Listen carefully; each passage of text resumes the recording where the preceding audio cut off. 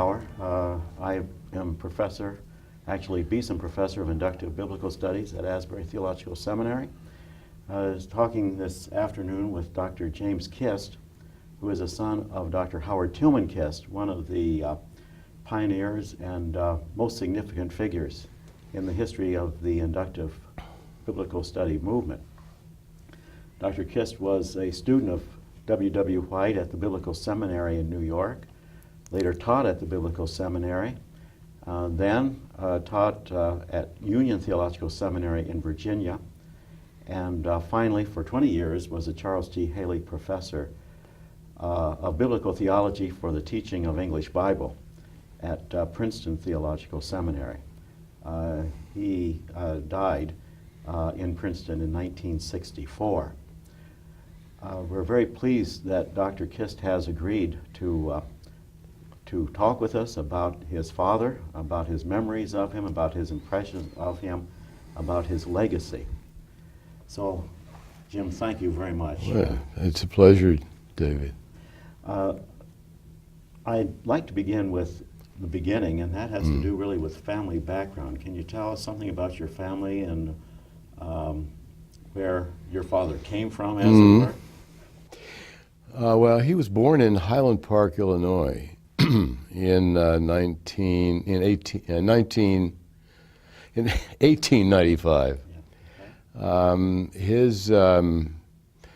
His grandfather had emigrated to this country sometime in the late 1840s from a little town called Nöttingen in South Germany, in Swabia at that time.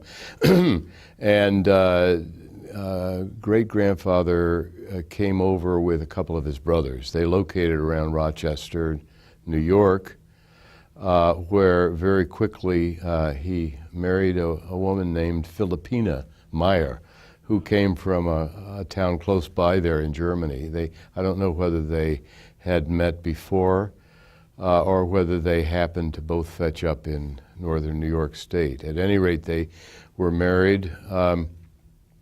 His brothers, Andreas's brothers, began going to the Midwest, and in the 1860s, this family moved out to Illinois. So there were 6 children in that family, the oldest son of which was Dad's father. Grandpa Kuist, I never knew. He died in 1921, I believe. He ended up running a hardware store, which after he gave up the hardware business, became, I think, the Highland Park Library, or at least for a while. That, I don't know whether that has anything to do with, as a prelude to Dad's studies or not. He was the only one in his family who went to college, went to what was called Western Union College at the time in Iowa, Westmar, Iowa, and was headed, I've read some things that he wrote there, papers, theology papers, biblical study papers. They show much the same mind and interest and level of faith that I identified as Dad's all the rest of his life. He headed to New York to go to Biblical Seminary, I think to train, to go out as an evangelical minister to China. Some years, a couple of years after he came to New York, my mother, who was a graduate of Worcester College in Iowa, in Ohio, and near Cleveland, she came to New York to Biblical for the same purpose. She was a minister's daughter. I think he was a Presbyterian minister. They fell in love, and when the flu epidemic hit New York in the late 19-teens, they both contracted flu badly, and it ruined the health of both of them. And at that point, Dad decided that what he would do as an alternative to becoming a missionary would be to teach and to go on teaching at Biblical, or he was already teaching there, and studied. He got his master's and PhD from NYU. That was probably in the early 1920s. He was at NYU at the same time as Thomas Wolfe was, interestingly. Okay. He remembered Wolfe being a very tall man who had some notoriety at the time. At any rate, that's where the family, the Kuist family, came from. And I've taken an interest, renewed interest in family history, partly because of the papers that have come to Asbury from the collection, which was put together largely by my mother when Dad died suddenly, and it was necessary to pack up and move on. The papers she went through to some degree. I looked at some of them. Then they ended up really at my house, and they have then since come here. But there are many family documents in there that have interested me a great deal, and I've learned some things about my own past and family that I appreciate knowing very much. Now, when your parents married, I think you told me over lunch that your mother actually had been a student of your dad. Yes. Mm-hmm. I think she didn't take all his classes, but evidently he was her favorite professor. So when they married, did they live in the seminary in New York? I'm not sure. They bought a house in the late 1920s in White Plains in Westchester County. And Dad came into Biblical to teach and to engage in faculty and campus life there. Mom was involved in Sunday school work in White Plains. I think was the sort of superintendent in a couple of Sunday schools, or maybe just the one in her church. But she was using her training in that way. The family came along. I was born in, my brother Charles was born in 1931. I was born in 1935. And shortly thereafter, for some reason, they sold the house in White Plains. And then a year later, went to Union Seminary in Richmond. So that was in 1938. Right. Maybe you don't know this, but can you give any more specific information as to why your father chose the Biblical Seminary to attend? I don't know exactly. He may have read work by White. His family was deeply evangelical, Protestant, in their, and they were quite pious.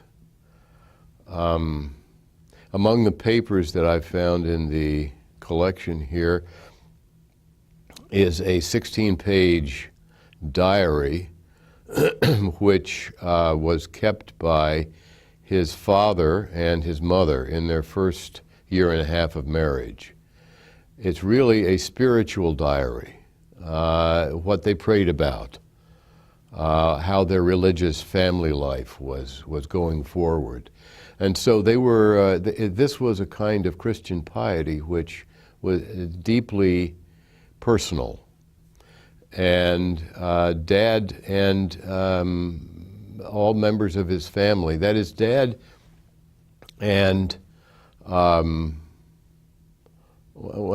Dad, I think, was perhaps the most deeply religious of the of his siblings.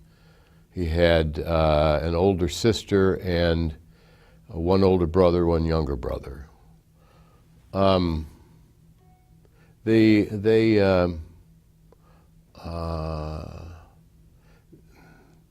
I think that he went to biblical because he felt that he could prepare himself best in communicating, as a means of communicating Christian scripture as a missionary on the mission field. That he would be able to, to teach more effectively within the mission setting, if he had a thorough grounding in the scripture which was at the center of his faith. I think that was, in a sense, his. I think that it suited him perfectly to work with scripture in an inductive way, as he would have been taught by his professors at the seminary, and then as he developed it himself, largely, I think, within the classroom and in preparing courses which he would present in the classroom. I remember when I was a teenage boy looking to earn some extra money, my dad talked me into being cheap labor for him as in collating. And it was at a time when there weren't any collating machines. But there was Jim, and he was happy to get 60 cents an hour or whatever it was.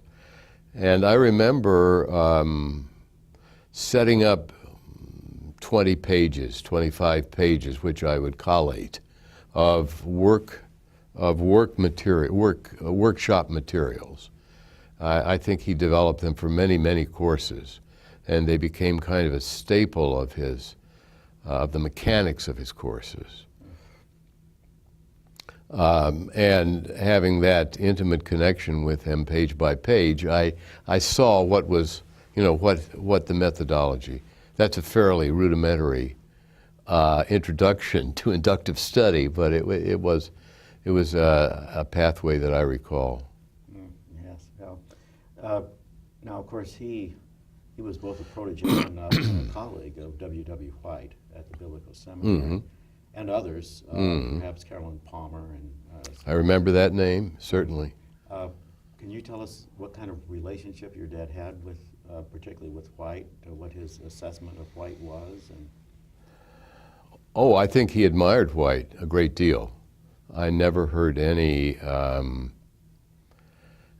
tidbits of anything that would have been deprecating at all.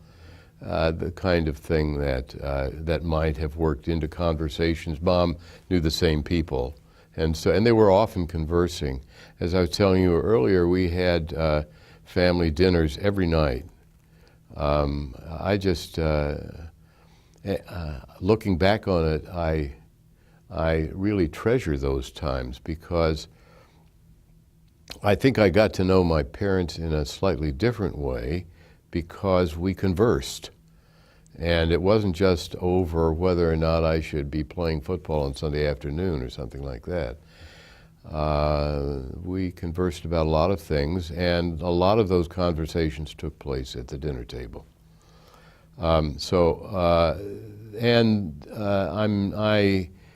From a lot of those things had to do with what was going on the campus at Princeton.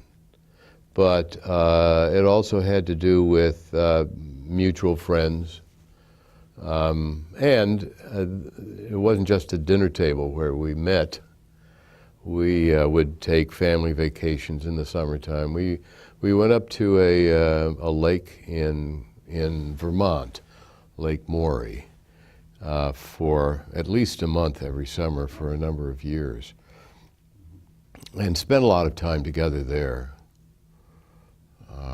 there were the kinds of vacations where, and I remember this, in the evenings, we'd sit around, they'd build a fire and Mom would knit and Dad would read aloud. And I remember going through Pilgrim's Progress that way. And it stayed me in great stead when I came to teach Pilgrim's Progress as part of the history of the English novel. So I got to know Bunyan that way.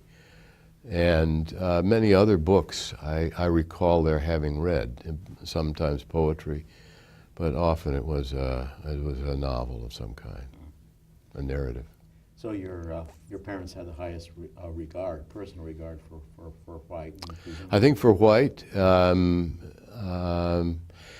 they were very close to, I don't know, Esther Cummings. I don't know, does that name ring a bell with you? Not off the top. She was a very talented linguist and spent a good deal of time in the mission field.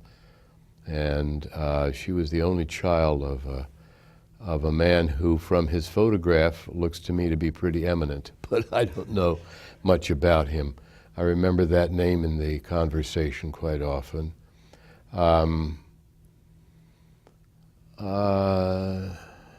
Helen Garber, Yes. that name. Yes.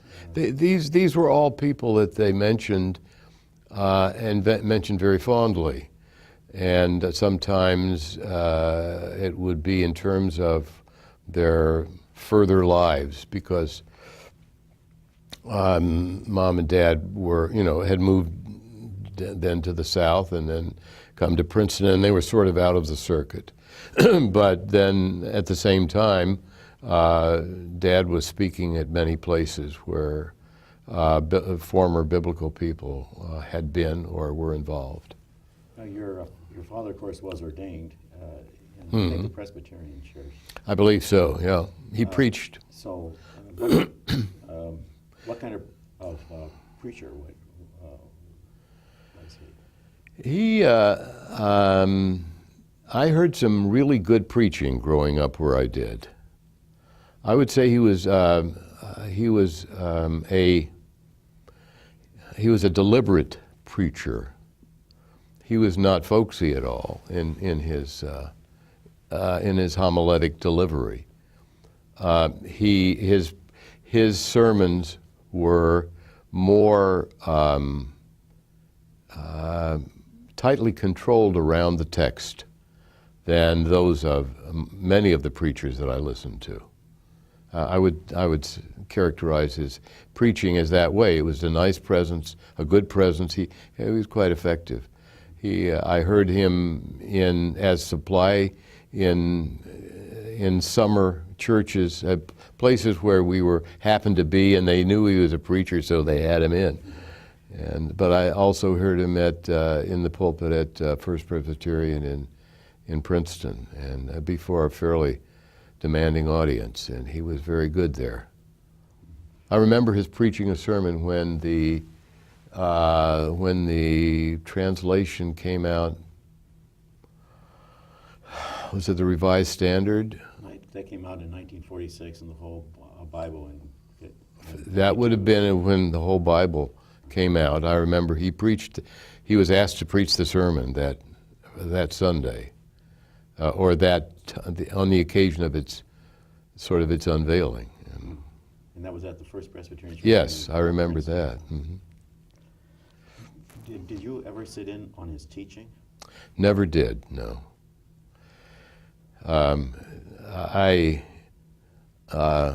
wouldn't say, I could say I couldn't fit it into my schedule, but in a way that would have been, I perhaps could have when I came back from college sometimes, but didn't.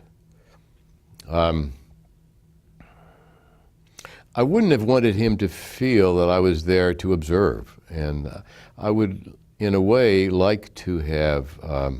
Dad's teaching was largely, it was not workshop teaching. He worked in workshops a lot, so he was pretty good around the table, I would say. But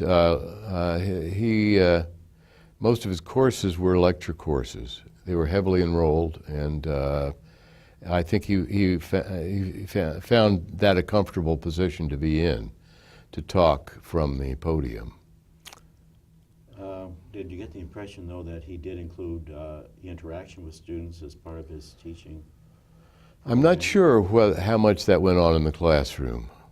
He wasn't the kind of person who would have felt interrupted if a question were asked that seemed to mean something to the asker.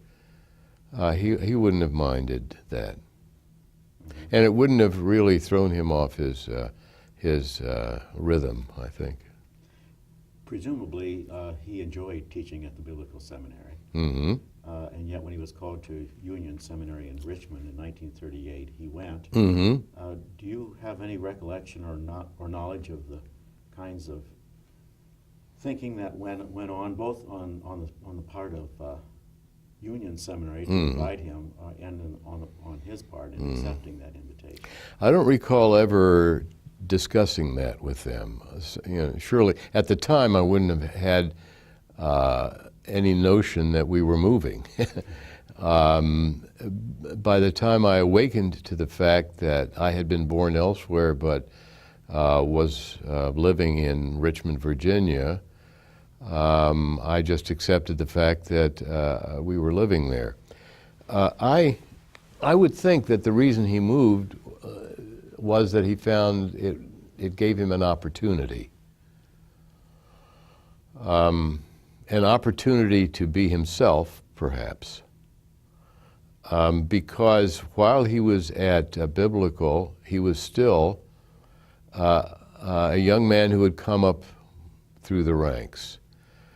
And I think that, in a sense, being asked to join another faculty came at him as a kind of honor.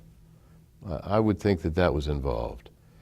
But I think that it may also have occurred to him that what he was doing at Biblical was being done by others, but at Union, no one else was doing inductive study, and he was at that point. He found it quite important. Yes, and you lived on campus there. Yes, yeah. Had an apartment, did you? Had an apartment somewhere around the circle. Yeah, I know that circle well. Mm-hmm. Yes. Now, do you recall his colleagues at Union at that time? I remember the name James Baer. There was someone else who's I don't recall the colleagues very well, but if names were mentioned to me, I would probably remember them. Did he ever talk about John Bright? Sure. Yes. Yeah.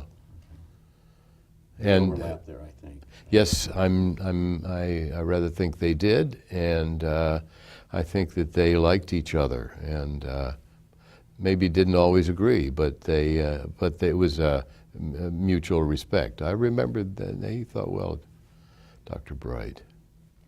So his time at Union was a happy time. As I recall, yes. And I hadn't the slightest notion why they were moving to New Jersey, except that Princeton was there, and I think I remember bragging to my little friends that I was going to go to college now. But that was all. So do you recall much in terms of the invitation from Princeton Seminary? I think that my impression was, of course this was a little boy's impression, that my parents felt that they were being urged to make that move, and that it was professionally a good move for them. That would be in academic terms. I think I had no sense of those things. I know that when we moved up there, we lived for the first year, probably, in the missionary apartments while they were preparing this house for us. And I don't recall that we ever saw the house while it was being prepared, or I didn't go over there. But I think when we moved in there, I must have said something like, "Gee whiz, this is big. And it was something like 22 rooms and 3 floors. And my brother and I each had 2 rooms up there and a bath. And there was a banister going from the top floor to the first floor. And somewhere along the way, my brother took to challenging me to race down the banister. And I remember saying, well, where shall I sit? And he said, well, you sit in front of me there. And I said, well, what happens if you go faster than I do? He said, well, I'll bump you off, won't I? But we did that. We did that race. And it was along 2 flights of creaky stairs. And I remember from a fairly early time in that house, remembering that I needed to walk in certain places on the stairs going up because Dad was in his study and we didn't want to disturb him. That was not a tyrannical rule, but it was part of the household etiquette that if Dad was in his study, he was working. And so we tried to be quiet elsewhere in the house.